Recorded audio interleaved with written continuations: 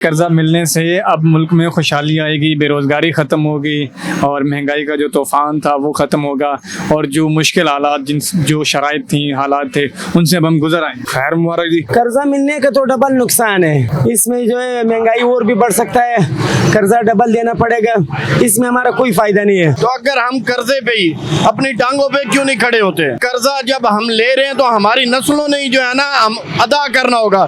وہ کس صورت میں کہ قرضے جو ہم لے رہے ہیں، ہماری جو حکومت لے رہی ہے وہ سود پہ لے رہی ہے۔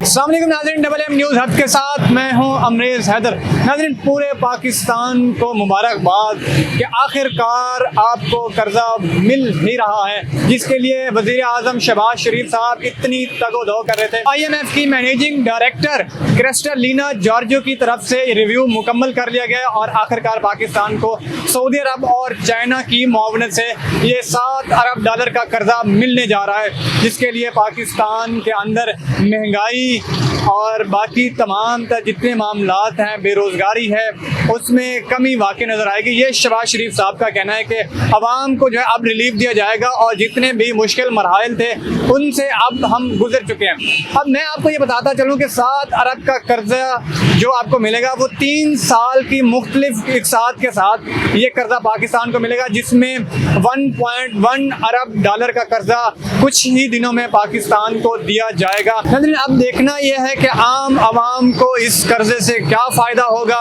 اور معیشت پر اس قرضے سے کیا اثر پڑے گا۔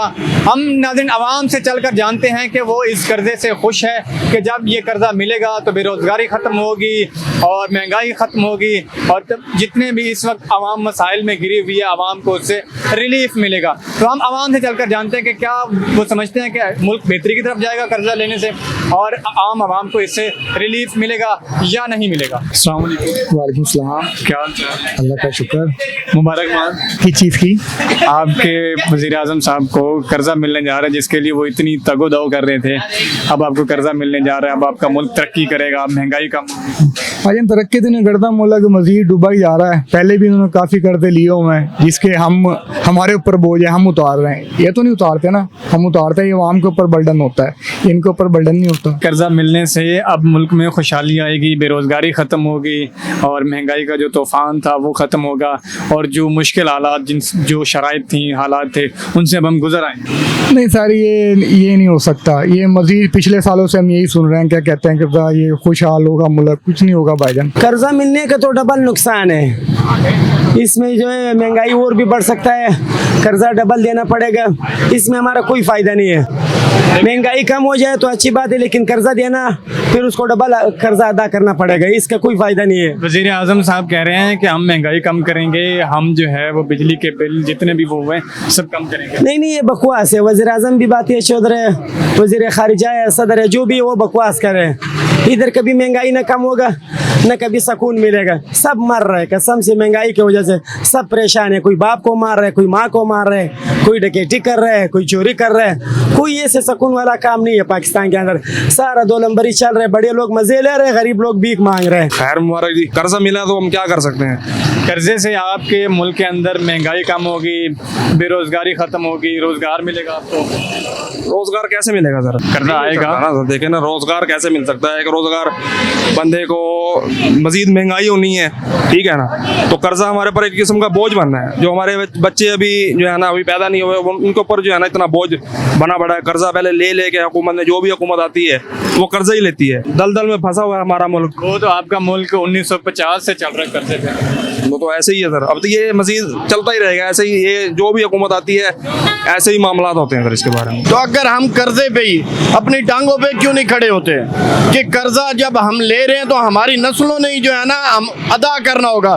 وہ کس صورت میں کہ قرضے جو ہم لے رہے ہیں، ہماری جو حکومت لے رہی ہے وہ سود پہ لے رہی ہے، تو پہلے ہی ملک سود پہ ہی چل رہا ہے، تو ہم اور سود اتارنے کے لیے اپنی نسلوں کو کیوں قربان کریں؟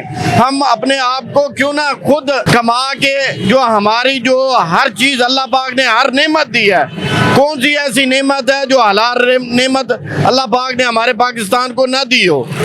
हर चीज दी है। तो हम अपनी टांगों पे खड़े होंगे तो तब जाके मुल्क संवरेगा।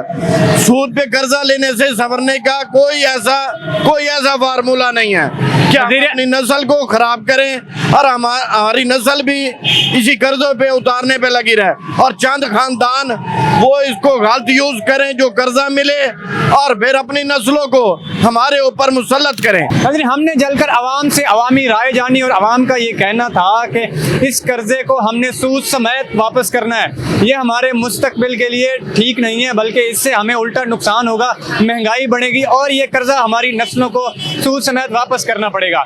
इस कर्जे से आवाम मायूस दिखाई देती थी। आप अपनी क्या राय रखते हैं? राय का इज़हार कमेंट्स बॉक्स में कीजिएगा। इसी के साथ अपने मेज़बान अमरेज़ हैदर को दीजिए इजाज़त। अल्लाह निगहबान।